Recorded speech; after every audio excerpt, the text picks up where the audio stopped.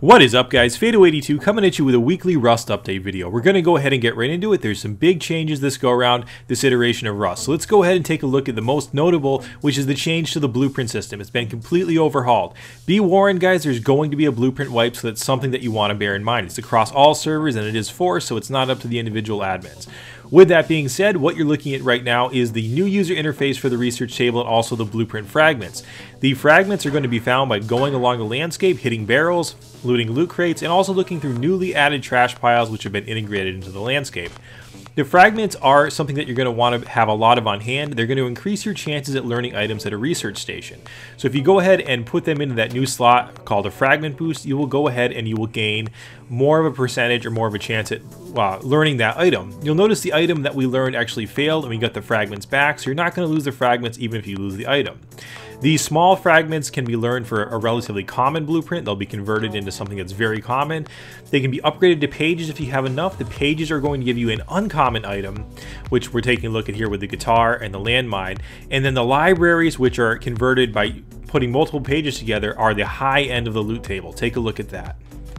And a much needed nerf to rockets has been added into the game. Gary and the team at Facepunch heard us loud and clear, and rockets that were overpowered have now been toned down a bit. The damage by the rockets to the walls is pretty much the same. The difference here is the blast radius. You'll notice that we hit the wall dead on, but the twig walls on each side remain intact, the foundations haven't been harmed, and in the back of the wall there was a furnace that is absolutely at full health as well. So the splash damage has been greatly reduced, and like the C4, it now only affects the item within that it's been placed on or that it hits. It has a line of sight radius, so it's only going to affect the wall that the rocket hits. Very good stuff and a much needed change. And speaking of weapons, the AK has a little more recoil to it. It's a little bit different and it's much more in line with the way that the M4 functioned in the legacy days. The crossbow has a better zoom on it. It's going to be a little more focused when you go ahead and zoom down those sights. And it's still spot on and deadly accurate. With the weapons, you can now actually unload them by going into your inventory and selecting the item, hitting the right mouse button, and you now have the option to unload the weapon. This will work with bows and arrows as well. If you go ahead and do that, you'll get the items, but the amount of ammo that you had in the item back. There's two new loot crates added into the game. One is going to be a barrel. It's going to give you 20 crude oil when you break open the barrel. Not every barrel will have oil in it, so keep that in mind, but the ones that do seem to be consistent with having a value of 20 crude oil. You cannot blow the barrels up by shooting them. That's the first thing I tried, so don't waste your ammo, guys. Go ahead and use a melee weapon to bust those barrels open. The other new loot pile that's been added into the game is actually a trash pile that you're going to see littered across the landscape as part of the new terrain that's been added into the game. Be aware that they could have fragments in them or they could have no items at all, but it's something that you want to certainly hit to see what's in there. The other new resource that's been added to the game is actually leather, and leather is going to be used for crafting purposes. Some items that you were previously able to craft, you're now going to have to use leather for. In particular, you're going to use it for the metal armor, which you're certainly going to want. So the metal face mask and the metal chest plate now require leather instead of cloth, so that is something that you want to be aware of. In addition, guys, there's been some changes to the user interface here, and you'll notice that the items show you their values as you hover over them. So you'll notice the statistics changing, and we're seeing what each piece of armor will do for us individually by looking over it. So it's a better way to see what you're wearing and to know what your statistics are.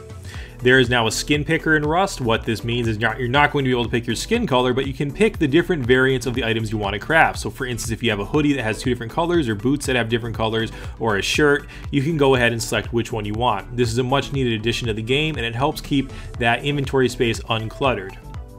There's now a new hole in the game, guys. It's going to be one to be used with the oil jack. It's now a hole that looks like oil.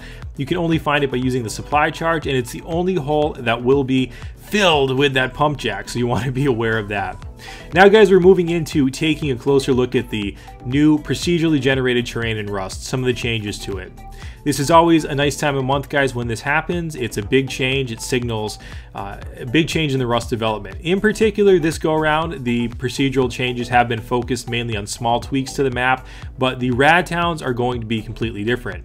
The barrel rate has increased dramatically in the airfield, so you're going to find a lot more barrels out that way.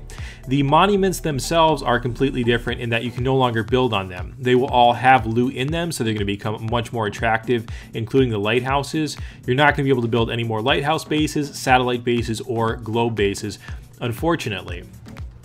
Integrated in with the monuments, there are items, and the warehouse monument has a stationary quarry at each one that spawns on the map. So that'll be something that's already on the map and anyone can use, and that's something that you want to keep in mind. You'll also find among the monuments there are stations such as crafting tables, furnaces, and things of that nature that you can go ahead and use, and they're open for anyone to use. Look at this, guys. It's the sphere, my favorite monument, the one that we all know and love from big raid cams like the World War Rustopia. It's been radically altered. There will be no more bases on top of the satellite, so keep that in mind. Taking a look at it, the model is absolutely beautiful, and they've put a lot of work into it, so hats off to the development team. Taking a look at the way that this monument functions, it's a little bit different than it was before. You can now go inside of it. Of course, you can't build on it, but inside that monument is going to be home to many firefights. There's going to be people camping these places, so keep that in mind. Loot does spawn in here. To get to the good loot, you need to get into the inner part of the monument and also up top. So there's going to be a lot of battles being fought on the monument, and I'm certainly going to cover those during the next go around on the Rustopia server. If you want to get in on the action, come on over and join Rustopia. Taking a look at the monument from the perspective of a player, you'll see one of the new crafting stations that's in here that's open for anyone to use, and you'll find those littered about the landscape like I mentioned previously. They will be interesting places to meet up with players, and it puts that barrier to entry a little bit lower, so if you want to take the risk of not creating that station but going here to use it, it's going to be a very tense experience. You have to worry about losing your resources while you're standing there. In terms of this monument, guys, to get up it is a little bit different. There's multiple pathways to get up to it, and when you get up inside of the monument, it's going to be a place that you want to move through very carefully. There's ways you can fall down and hurt yourself. You can always get out of it so you can't get stuck in it, but if you're looking to get your way to the top, there's a good chance you might fall off a couple times. Up top, there's going to be loot crates, and that's probably going to be a hot area, so keep that in mind when you guys are searching these landscapes. Absolutely a huge change, guys. This is really a big deal for people who have been playing Rust, especially the new iteration of Rust, in that these monuments are going to be forever changed.